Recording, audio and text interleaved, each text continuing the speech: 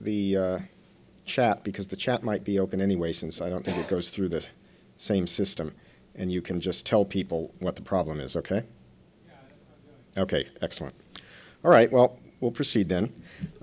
Welcome to the final press conference of Wednesday, the third day of the AAS meeting. We're not done yet. We still have tomorrow. Today we're going to be hearing some new results on black holes. It is probably true, though I haven't checked rigorously, that there have been black hole press conferences at every AAS meeting for many, many years. It used to be black holes and brown dwarfs. Now it's black holes and exoplanets. And so here we are with our extreme black holes press conference here at the AAS. My name is Rick Feinberg. I'm the AAS press officer, and my assistant, Larry Marshall, my deputy, is in the back of the room and will be helping us out through the Q&A. So you all know the ground rules because we've done it so many times, so we're just going to get right into it. We have 4 speakers today. I'll introduce them all now. They'll give their presentations, and then we'll go to the questions. So from left to right, as seen from your side of the podium, we have Karl Gebhardt from the University of Texas at Austin, who will be presenting the black hole mass in M87 from Gemini and adaptive optics observations. Next to him is Jeremy Murphy, also from UT Austin, who will be speaking on galaxy kinematics with virus P, the dark matter halo of M87. And as you'll see when he speaks, the first two presentations are connected. They both are important for talking about the black hole. Then we'll have Joey Nielsen from Harvard University, taking the pulse of the black hole GRS 1915 plus 105. And George Jorgovsky from Caltech, observing the hierarchical assembly of supermassive black holes. What's interesting about this is these are all extreme situations, extreme black holes, but they span a wide range of size and mass scales. So it'll be very interesting to go from stellar mass black holes all the way to some of the biggest and the multiple black holes. With that, I'll turn it over to Karl. Okay, thank you. So it's a pleasure to talk to you today about M87. I have spoken to you in the past about M87. I've worked on it for quite some time, and it has a very long history of work in the field. I keep hoping that it's done, and we don't have to come back to it, but it keeps coming up. I have some new data, which I want to show you. It's primarily coming from the Gemini telescope. I see a lot of folks from Gemini Observatory here. It's just a remarkable instrument, and the data is spectacular. We can get closer to the black hole than we ever have before. The black hole that we measure is 6.6 billion times the mass of the sun. It's the biggest black hole in the nearby universe. This has implications for a lot of things, and I'll talk a bit about those. Primarily, when you study the extremes in anything, you learn about the physics of what is going on there, and so that's one thing I want to point out as we go through. There are 2 images here. The one on the left is real. The one on the right is fake. It's an artist rendition of what it would look like around the event horizon if we have a telescope that could see close to the event horizon. It will look something like this. You would see a silhouette of the black hole.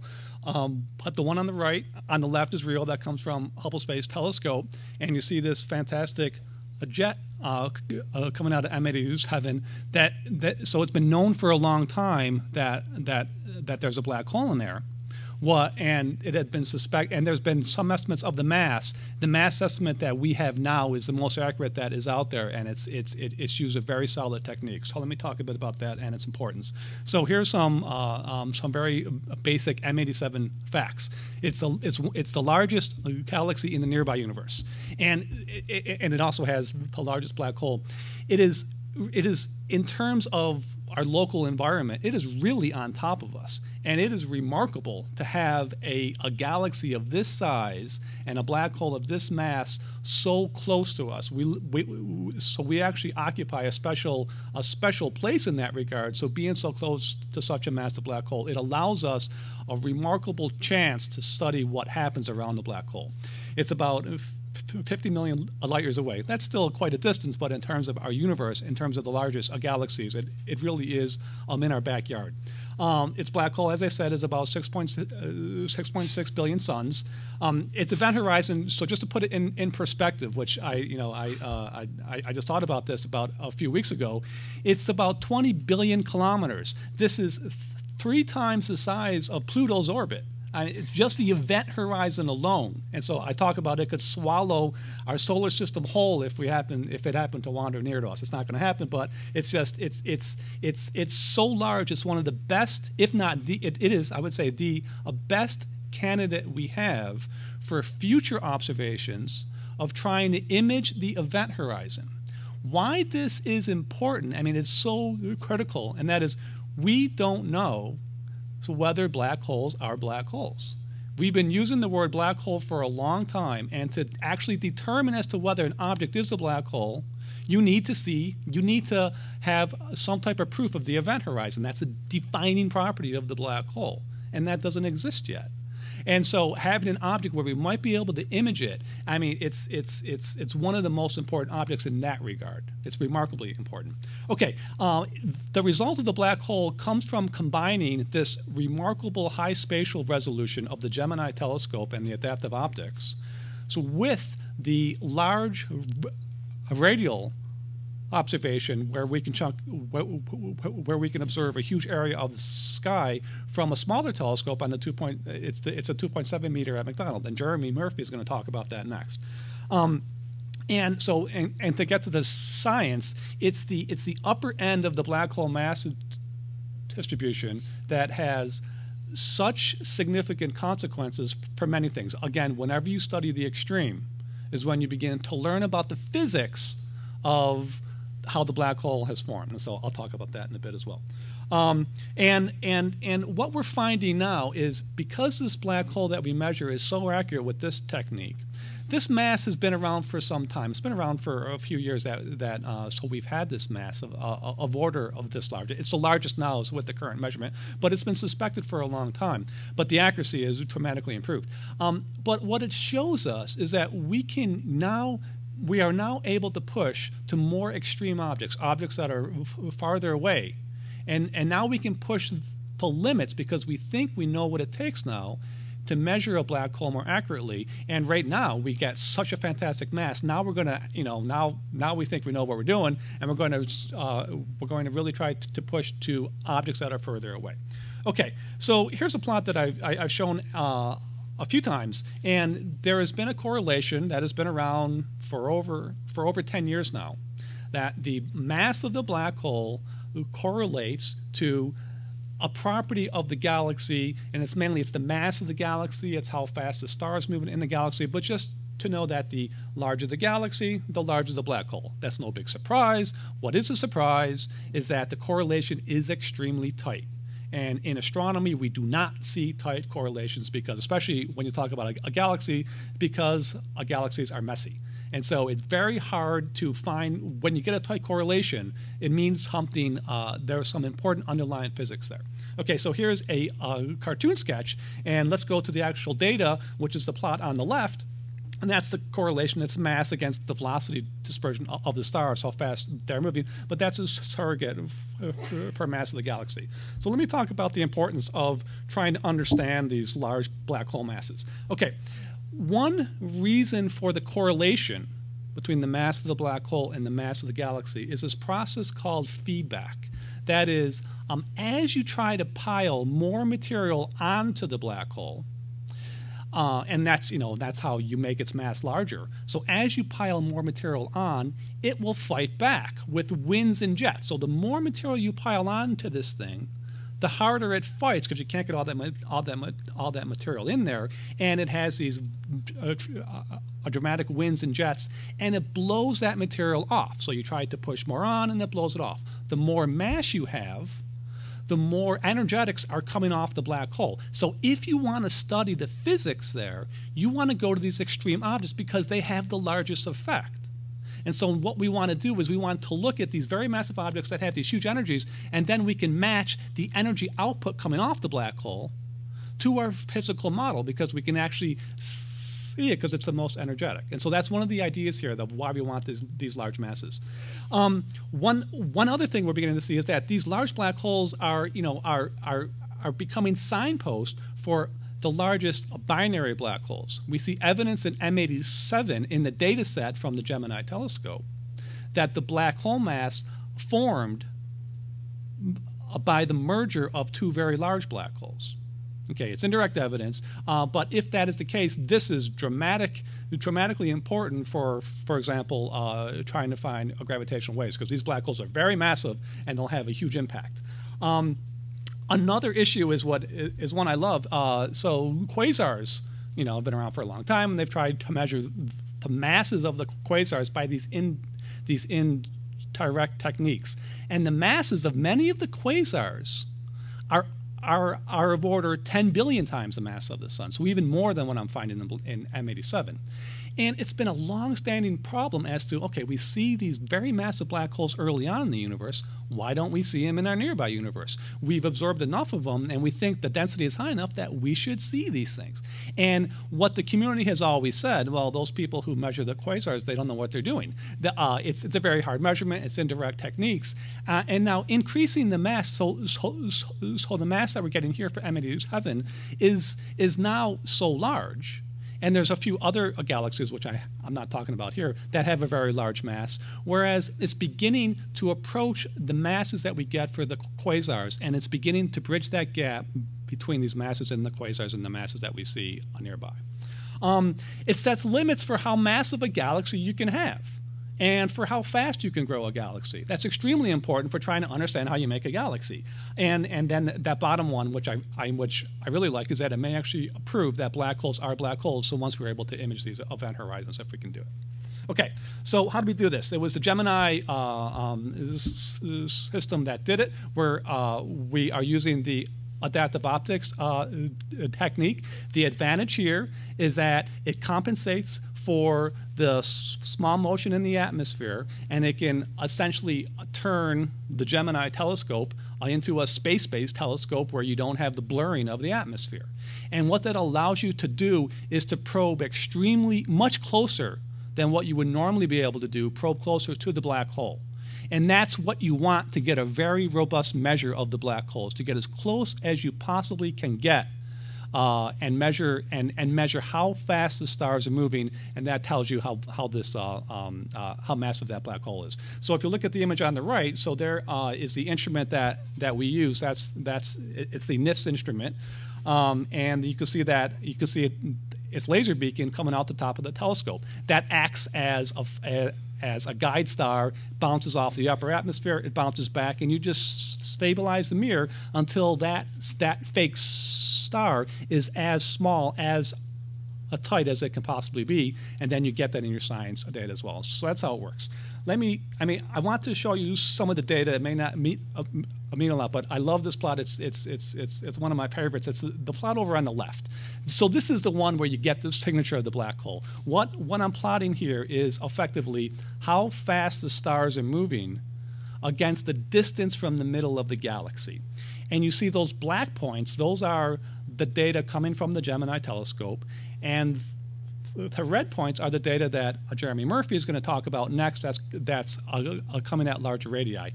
And what you see is that as you get closer, as you go to r equal to 0, and the closest we can probe here is about 0.2 arc seconds. So as you get closer to the black hole, the stars move faster.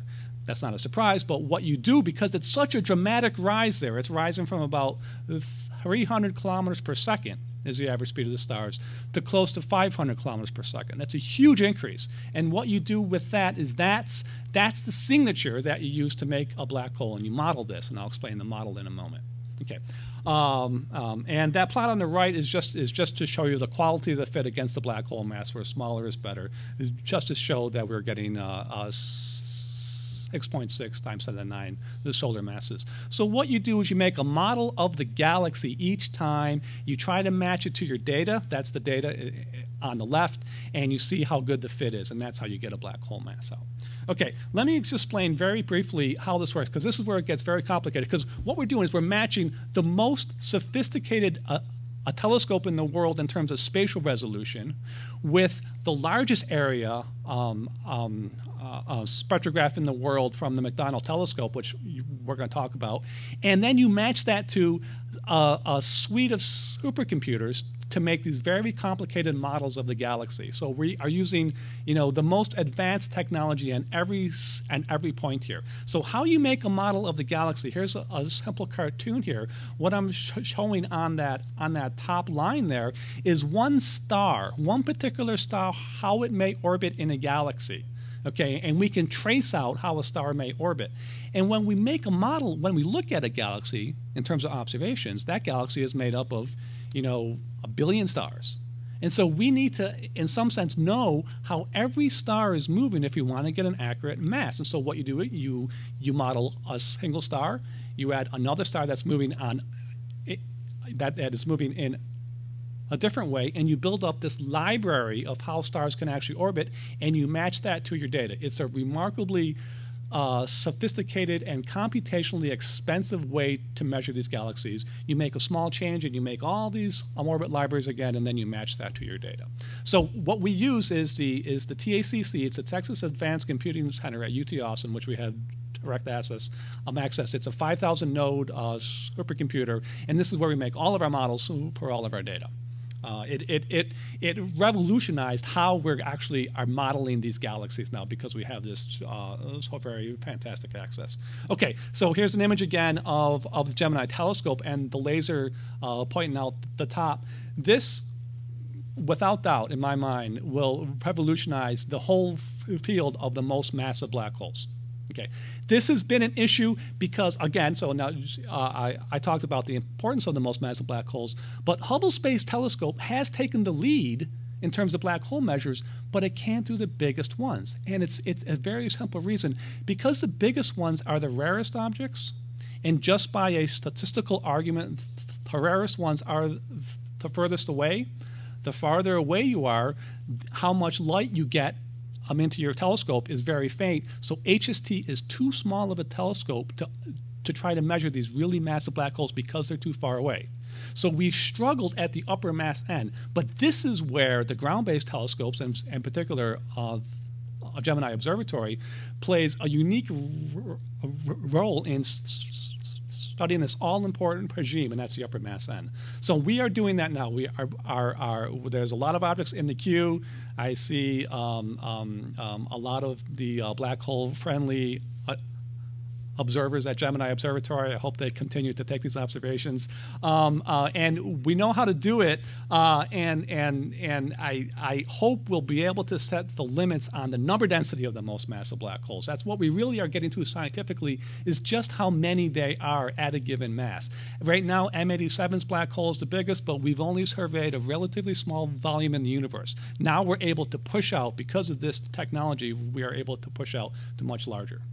Okay, so thank you. Can you flip me over? I can flip you. Yeah.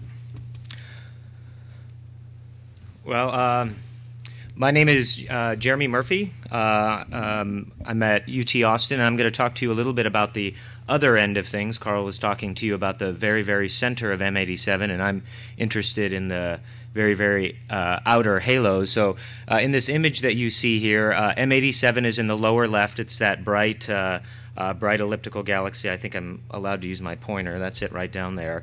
And so what I've done is I've taken velocity measurements of the stars at very large radii with a new instrument that we have at McDonald Observatory that's proving to be exceptionally good at this, to constrain the dark matter halo for M87. So I'm going to talk to you about that. I'm going to talk to you about how we made this measurement and some of the implications for this work.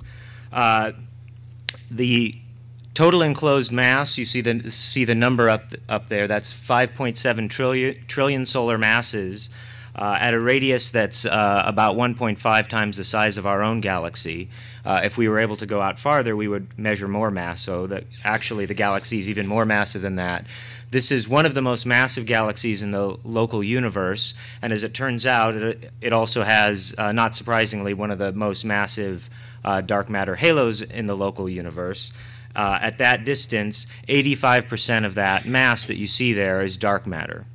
And so we're going to, I'll talk to you about exactly how we how we know this in a little bit.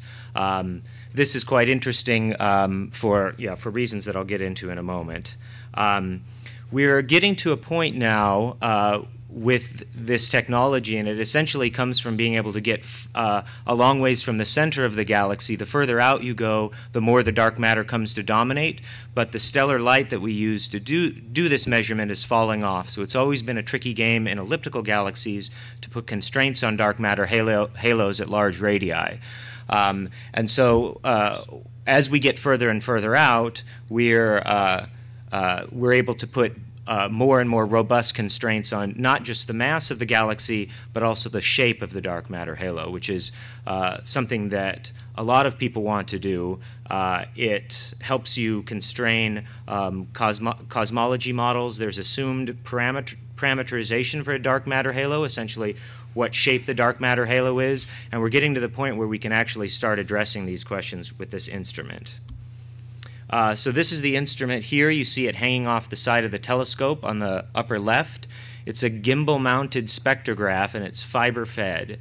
So there in the sort of lower center, right there where you see this bundle of fibers, that's 246 optical fibers that are at the focal plane of the telescope. So what we're getting is simultaneous spectra from a large region on the sky. Now the reason why this telescope and this instrument prove so strong for these measurements is because the very large fiber size, the very large field of view. It's the largest IFU currently being used for this work in the world, and we're able to go and hit these very faint regions that has always been a struggle to go out and get stellar kinematics at large radii. One of the other advantages is the large wavelength coverage. We've got 2,000 angstroms of wavelength coverage, and that helped us break. There's some questions about whether different regions of the spectra give you different velocity measurements. There's some systematics there that have kind of dogged the field a little bit, and we're able to address those directly because of the wide wavelength coverage of this instrument. And there on the lower right, you see what those fibers would look like on sky. So we just put it at a region on the galaxy that we're interested in measuring the velocity of the stars and start taking data. So how do we use it how do we end up constraining the dark matter halo once we've made this measurement?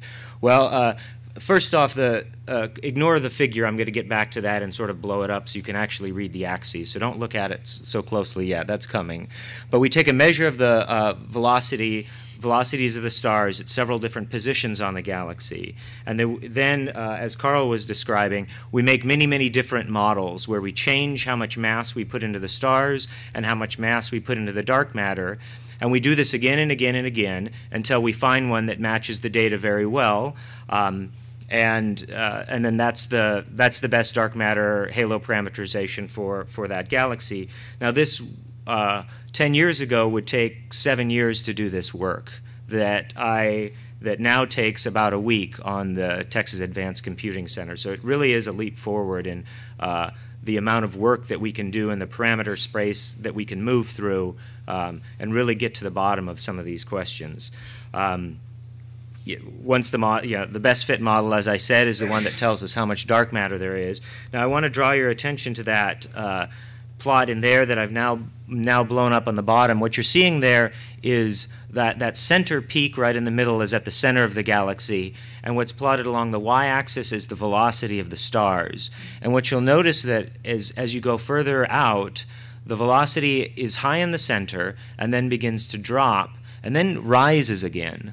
And that is really, we almost wouldn't need to even run models to claim that there was dark matter. We need to run the models to actually claim how much. But just seeing that rise in velocity dispersion is very indicative of dark matter because you have the stellar light that's falling off, so you're getting less and less mass from the stars, but your velocity dispersion, which tells you how much mass is there, is rising. So that's really a very characteristic sign of a massive dark matter halo.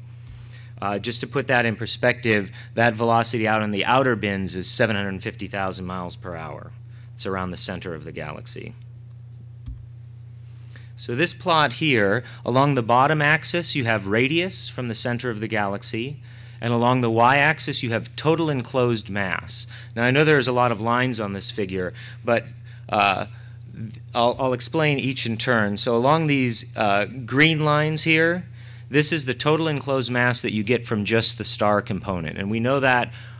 We know certainly the distribution of stars quite well. We can take very deep pictures and understand how the stars fade out at large radii. These two, the two gray lines, one's marked log and the other is NFW, that's two different versions of the dark matter halo that we assumed and put into the model. So we don't know how dark matter is distributed, so we need to make some assumptions about the shape of the dark matter halo. And these are two different types of models that we ran, trying to figure out which one is a better fit.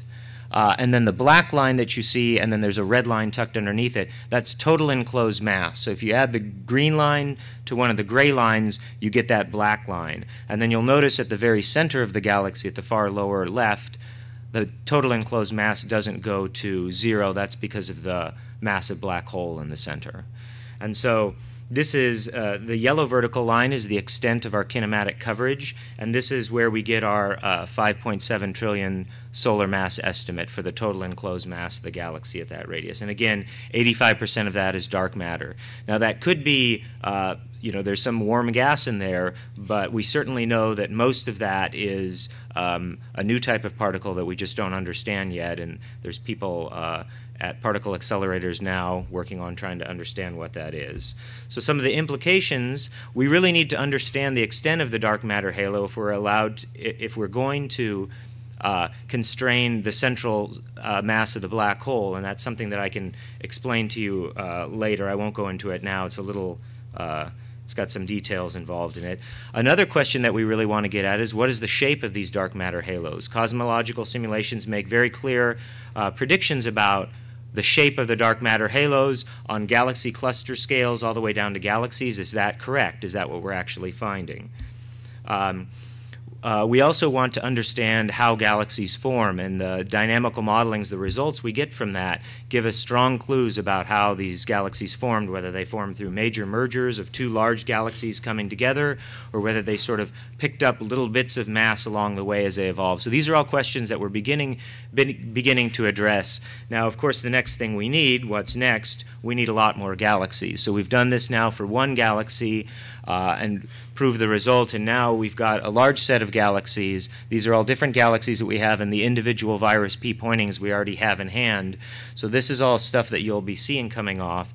We'll be making measurements of the dark matter halos of most of these galaxies, and that's essentially the rest of my PhD. So I should get to work. Thank you. Switch me. So I'm Joey Nielsen, and is this on? Seemed to just go off. Oh, okay. So I'll talk into this one. So I'm Joey Nielsen, and it's my pleasure today to tell you about some very exciting results that we have on the stellar mass black hole GRS 1915 plus 105. So we're taking a turn to the very other end of the black hole mass scale to look at single black holes orbiting other stars. I want to acknowledge my collaborators, Ron Remillard at MIT and my thesis advisor, Julia Lee, at Harvard University. So if I were to show you this movie, you might guess that what you're looking at is a person's heartbeat, an EKG. In fact, what you're looking at is the X-ray light curve of the black hole GRS 1915 in what we call, for obvious reasons, the heartbeat state. So this is the X-ray flux versus time. Now, it's actually a 50-second pulsation, so we've sped it up by a factor of 40. But so this is the X-ray brightness over time. And it's obviously very interesting to look at, but we want to know what it tells us about black hole accretion. And to echo what Karl was saying earlier, it's looking at extreme behavior like this that gives you real clues into the actual physics of accretion onto black holes. So there's already quite a lot that we know about how stellar mass black holes accrete. In a system like GRS 1915 plus 105, you're looking at material being pulled off a companion star, and it spirals towards the black hole in the form of an accretion disk. And as it gets very close to the black hole, it begins to release quite a lot of energy. And in some cases, that energy will be channeled into relativistic jets or other outflows called winds that you can see illustrated here. But quite a lot of that energy will be emitted as X-ray radiation. So I kind of like to think of studying the heartbeat state of 1915 as trying to figure out how a person's heart beats by watching blood flow through their veins. In this case, though, the blood is actually energy in the form of outflows and radiation. So the big question that's not really understood right now is what controls how much black holes eat and how much they eject. Again, this is the stellar mass analog of what Karl was mentioning, feedback in supermassive black holes, where you have radiation pushing material away. So what we're seeing from the heartbeat state is that what's going on, what controls how much the black hole is eating, is that this is really a battle between radiation and gravity. Again, radiation is acting to push material away from the black hole, and gravity, of course, is acting to draw it in.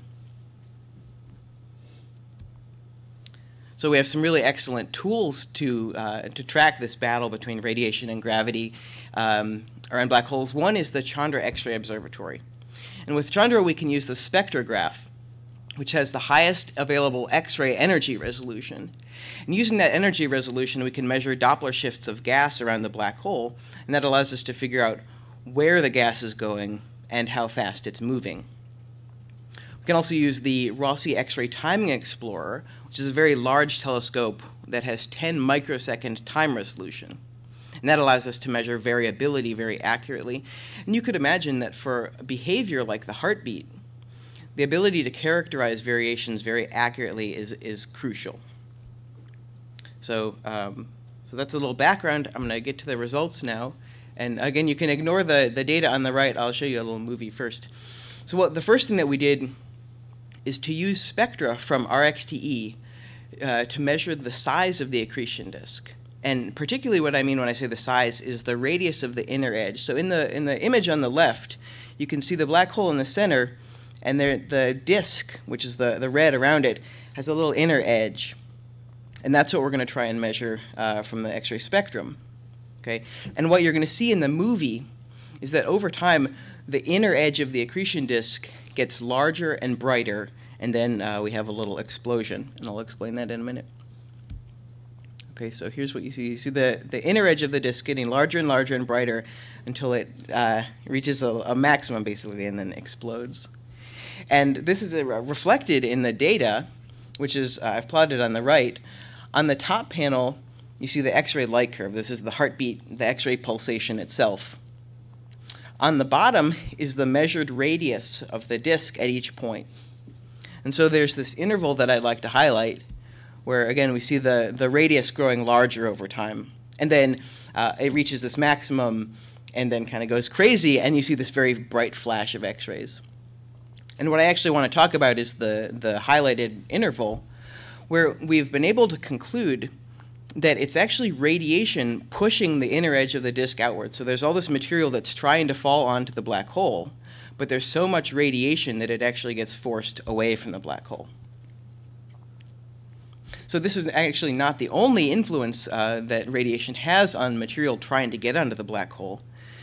We also find that radiation drives material off the disk in a 1,000,000-degree wind that I also referred to earlier. So let me take this here. You can imagine that when we're looking at the black hole, this wind is kind of in the way. We're looking at the black hole through the wind. And that means that the wind absorbs some of the light that we're trying to study from the black hole, or the inner accretion disk. And so that appears in our Chandra spectrum as absorption lines. So measuring the strength of these absorption lines tells us how strong the wind is, how much material is there flowing away from the black hole. And in the same way that we're able to track the radius of the disk relative to the X-ray pulsation, the heartbeat, we can also track how strong is this wind at each part of this beat to basically tell us how much energy is being pumped outwards. And so now to some data. On the top again is the heartbeat light curve, and on the bottom we've measured how much light is being absorbed by the wind. So this is kind of like the strength of the wind, again, at each point during the cycle. And what's kind of obvious just from looking at it is that the light curve and the strength of the wind are very similar over time. So what you can conclude from that is actually that each heartbeat blasts a new blob of material into the line of sight to absorb more gas. And that gives us a really good handle on how much mass is being ejected in this wind. And it turns out that you can calculate it's about 25 times more material than ever actually reaches the black hole. So 95% of the material that's coming in from the outside is actually being blown away in the wind, and the black hole gets, say, 4% or so. And if you want to know about how much mass is that, it turns out that it's equivalent to a third of the mass of the moon per day. So if you were blowing this wind off the moon, you'd only have 3 days, and then there would be no more moon. So just to sum up, we're seeing that radiation is playing a very important role in controlling how much the black hole consumes in GRS 1915 plus 105. But the real surprise is that the accretion disk wind is really the major player in this battle. And what's interesting is that this is a wind that's launched by the X-rays from the inner part of the disk. You have this pulsation in the inner regions close to the black hole, and that drives a wind. And that wind takes so much matter away from the disk that eventually it changes how much material gets to the black hole, and that ends up shutting off the heartbeat oscillation altogether. So if you want more details, I'm giving a dissertation talk tomorrow morning. You're welcome to attend or contact me. So thank you.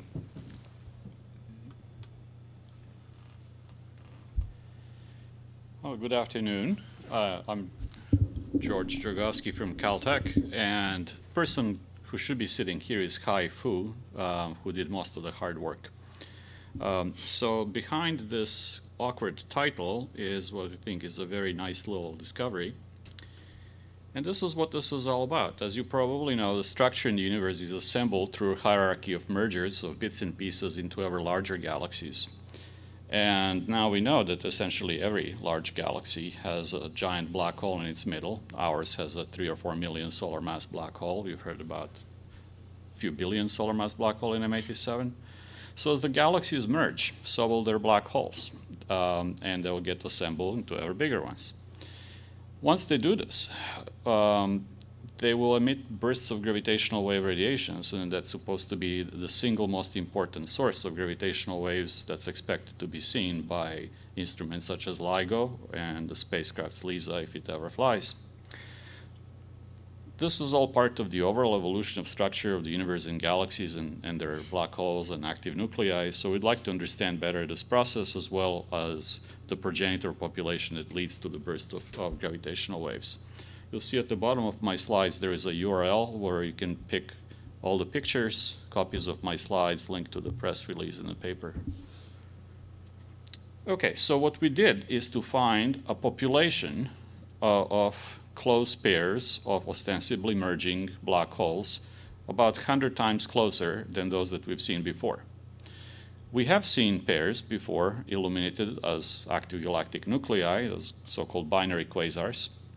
There are a few hundred of those now known, and they're separated typically by tens of thousands or hundreds of thousands of parsecs, or light years, if you will. And so the typical example is shown here in the picture on the left. There it's a binary quasar image from Sloan Sky Survey. And on the right is one of ours, which is much, much smaller field of view. That whole pair blob in the middle you see would fit nicely within one of these seeing disks. So we're now seeing objects 100 times closer. So this is what we did. Most black holes today are actually fairly quiescent. They do not do very much, but when they do feed, they can be very luminous. This is what gives rise to luminosity of quasars. And we're deliberately then looking just for those that do have activity so that we can actually see them, as opposed to doing very painful kinematical measurements, which would be pretty much impossible to do at these distances. So in some cases, or I would say in most cases, both of them would be quiescent. In some cases, only one would be active. And in some cases, both of them would be active as they're falling together.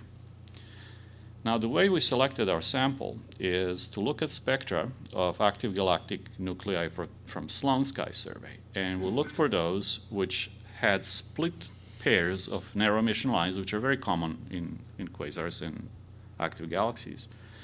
with the idea that they actually represent two tightly bound active nuclei which are not resolved in regular seeing-based images. Well, we also used adaptive optics at the Keck telescope in Hawaii, and Karl already roughly explained how that works. Essentially, it's a technology to untwinkle the stars. And here I'm showing you one example. The picture on the left is from Sloan Sky Survey, showing one of our targets. And the little box in the middle, then expanded to the right, shows the field of view seen with the Keck adaptive optics camera. And then its central box is expanded in its upper right corner. So you can see that we can easily resolve now things that are absolutely impossible to see with regular astronomical images. So roughly speaking, because we sharpened images and because we look at a little closer set of objects than most binary quasars, we pushed in by about a factor of 100 in terms of physical separations of these pairs. And here is another nice example. You can see the one on ground-based image on the left. It's just a blob, and in the inner box is then expanded. You can see now it splits very nicely into a pair of obviously interacting galactic nuclei, and maybe the third one that's flying by. Roughly speaking, the resolution obtainable with Keck telescope and adaptive optics is such as a dime, as it will be seen about 100 miles away. And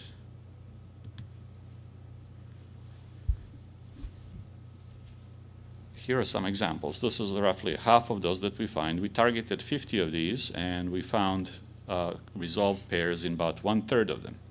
There could be more. They could be still unresolved beyond the reach of our observations. We'll need a bigger telescope for that, like a 30-meter telescope. And what's more interesting is that many of these show signs of merging in their galaxies. They have distortions and tidal tails and such. We also have spectra of some of those, which indeed confirm that they're pairs of active nuclei, exactly what we expected them to do. We've done some analysis, but I will not bore you with that, what the implications of it. And I think the main punchline of this is that it supports our understanding of how structures in the universe form, how galaxies and their central black holes are assembled. It will be much more interesting if we actually disproven that theoretical understanding, but unfortunately it seems that our understanding is correct. And these are indeed progenitor population of mergers of massive black holes that are yet to be seen by gravitational wave observatories in the future. These particular pairs will take some millions of years to coalesce, which is not long on cosmic timescales. But so those are much closer in that will be making gravitational waves. And that's everything I have to say.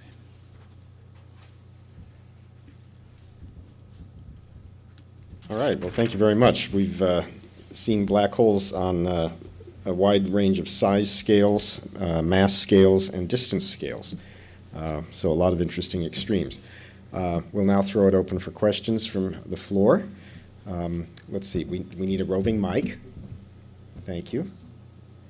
And I'll ask you to wait for the mic and after I recognize you, and then please state your name and affiliation. So who do we have? I see Bob, and then we'll go to Gebhart. Bob Noya from Sky and Telescope. Yeah, first a question for Karl. And is there any plans that you have maybe to use this technique to look at the black hole in the center of the Milky Way? I know that Andrea Ghez and Reinhold Genzel have gotten masses of around 4.5 billion or million solar masses. I mean, do you think for our black hole those are, probably pretty good results, or could that estimate be refined using the techniques you used for M87? It's effectively the same technique, and what they've done is phenomenal work. So what they're doing is they are using the images of the individual, so they can actually see the stars as they move around. What I'm doing here is I'm looking at the ensemble image of all the stars together. And so we both are using adaptive techniques, and we're both are doing the models. So no, it wouldn't make an improvement in that case. So what they've done is as best as they can be right now. Okay, Gebhart Schilling, freelance. Also a question for Karl. You said there was some evidence of the massive black hole in M87 to be the result of a merger. Could you tell us a little bit more about that? And also, I was wondering, how many Georgovsky-style mergers do you need to get at a black hole of 6.6 billion times the mass of the sun? So let me start on the first was when we make these models of the galaxies, we get their mass, but we also get how the stars are moving. That's what these complicated computer models are doing. And the way the stars are moving is telling us that the way this black hole has grown is primarily, at least its last major growth was through a binary black hole, because all the stars are moving effectively on circular orbits. And the way you do that is let me try to explain this, is that, so if you had a star on a plunging orbit, then it will get close to the black hole. If there's a big black hole sitting there, it'll either accrete the star or it will eject the star. So over time, you lose the stars that are on the plunging orbits, and that will leave you with stars that are just moving on circular orbits. The amount of orbits we see are so strongly, most of the orbits are dominated by circular orbits, that the only way to get such an extreme case is to have a binary black hole, because in that case it can have a larger effect. So this is an indirect measure of the influence of a binary black hole. Okay, so it's just because of the orbits are all circular orbits. Now, and the second part was related to how many Georgovskys does it take to make a really big black okay, hole? So from what we can tell, most of the mass in the black hole is coming by accretion of gas or individual stars over time, and the growth of the mass of the black hole by emerging of just two black holes, so while it may be quite important, is probably not the dominant process. And I say probably because we don't know yet. But the evidence points to that most of the growth is by gas and by stars. Well, actually, if I can amend to that, material falling into black holes is what kind of converts regular stuff into the black hole mass. Merging simply rearranges the mass that's already in black holes. And to answer your question, I think simulations suggest that for a giant galaxy like M87 will be maybe up to a few hundred pieces that got assembled through hierarchical merging through the history of the universe. The estimated masses of those that we're observing are roughly 100 million solar masses, give or take a factor of few. Okay, we'll go with Martin Ratcliffe down here, and then we'll go to George Musser in the back.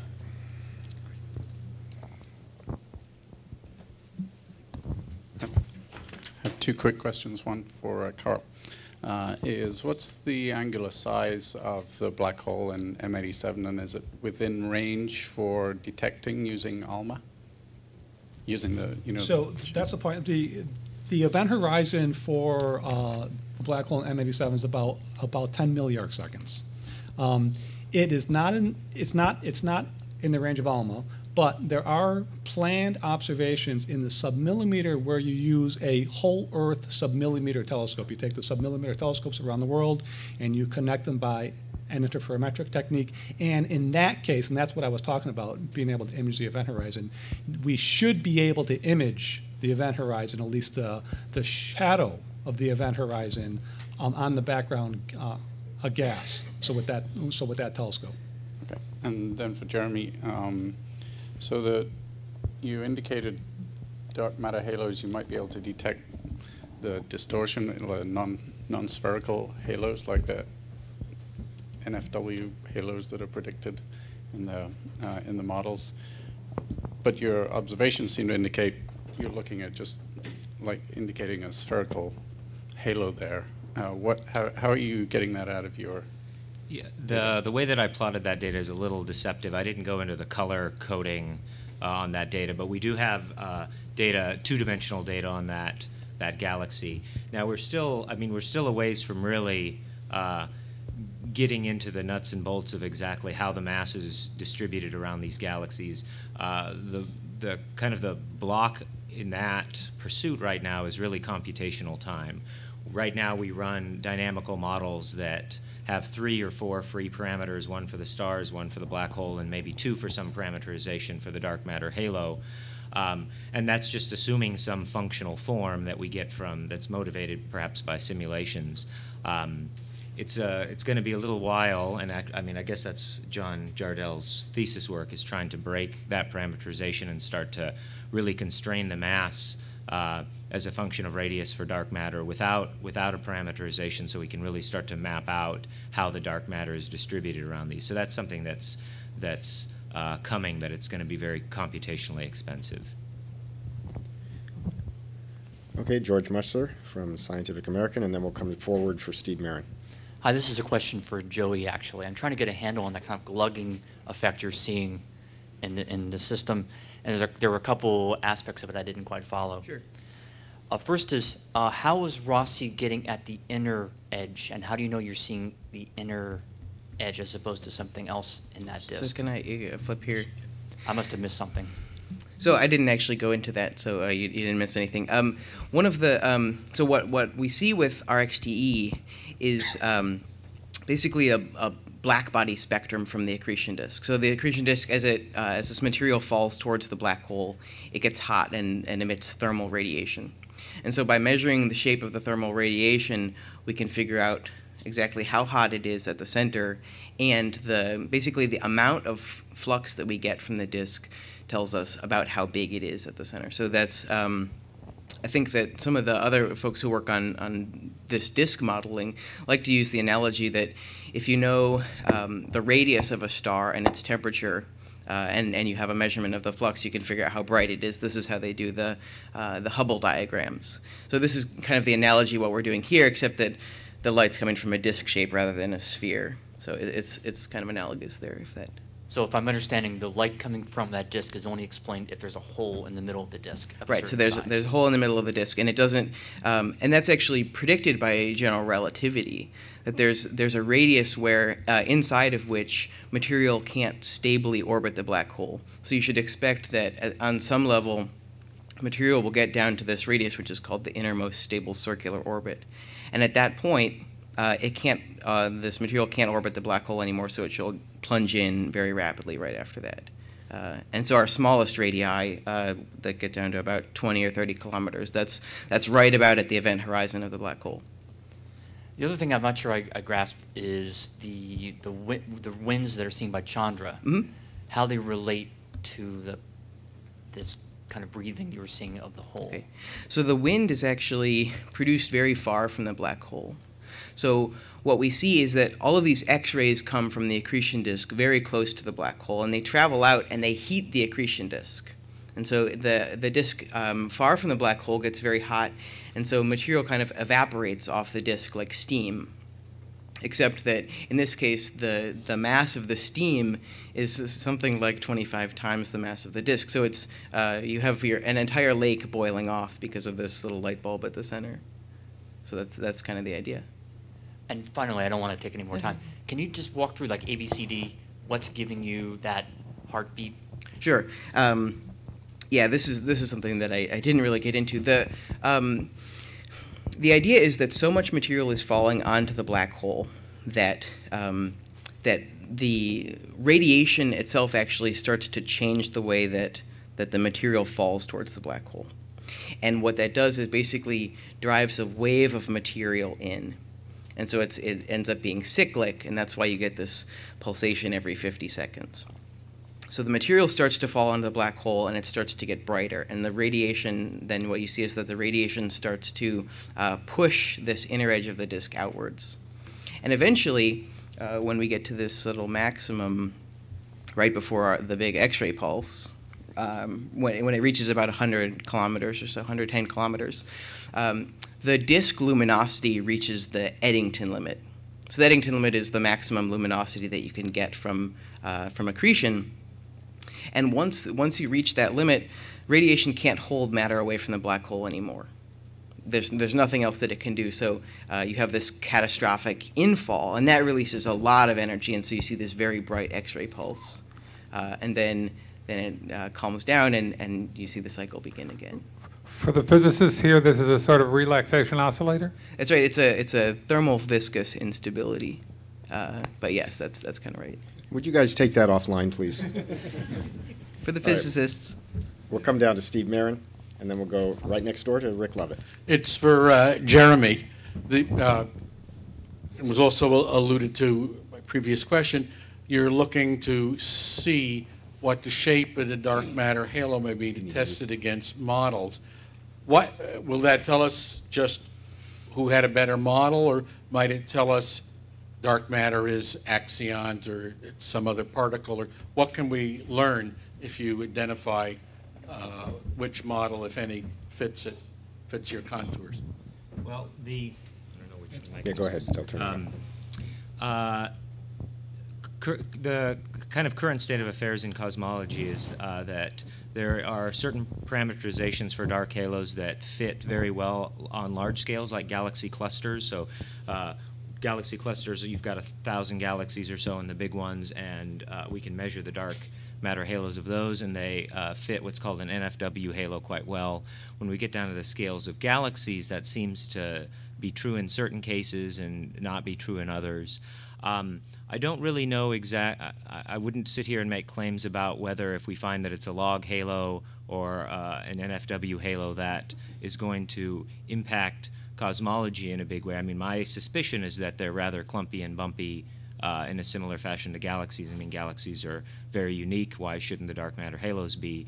It's really getting to the wanting to start to understand perhaps how environment affects these on average. Do we find that these halos are cored out in the center in certain types of galaxies? What happens in the wings of these dark matter halos as you put them in different regions in the environment? If you drop them in the center of the galaxy cluster, you put them in the field, and just trying to understand that. I'm the observer, so Karl may have some ideas of exactly how those different parameterizations play into theories of cosmology, but it's not my area.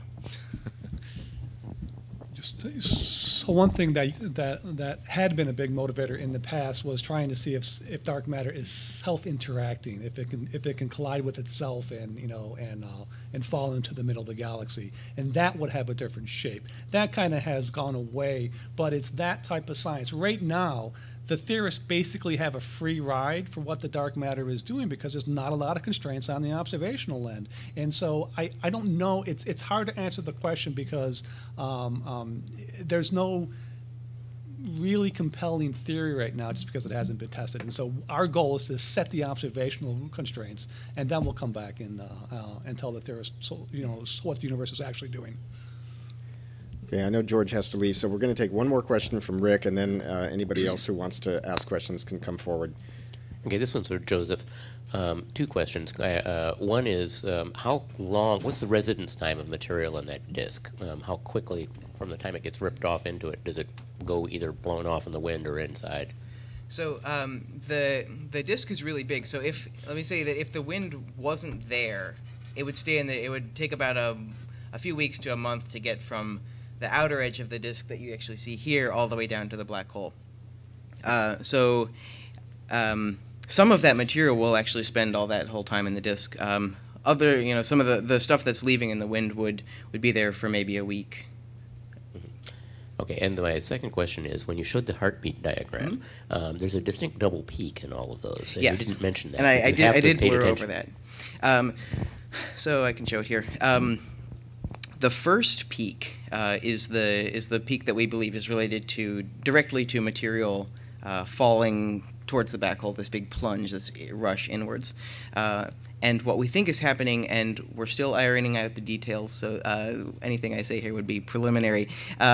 We believe that it's related to the radiation pressure in the inner regions of the disk is still very strong, and so we think there's some mass that's actually ejected. So the movie actually shows this, that there's a little bit of material that's maybe blown off the disk just because it gets so hot and so bright at the very core.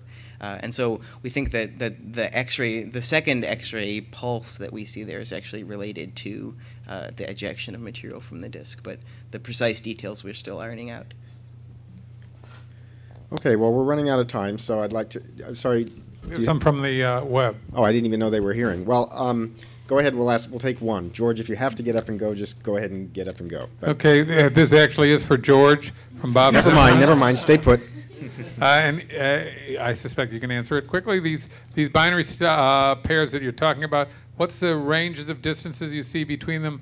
In other words, can it be calculated whether any will eventually merge? And more specifically, how many show signs of eventual merger? And when? They range in separations from a few hundred parsecs to a few kiloparsecs. They will probably merge some millions of years from now. I would guess that probably all of them will, because they already seem to be tightly coupled. Who was that question from, Larry? That was from Bob Zimmerman. Okay. Yeah. All right. Well, thank you all very much. Appreciate your taking the time to join us this afternoon. We have 2 press conferences tomorrow. The first one is at 9 a.m., and it's on the dark side of astronomy.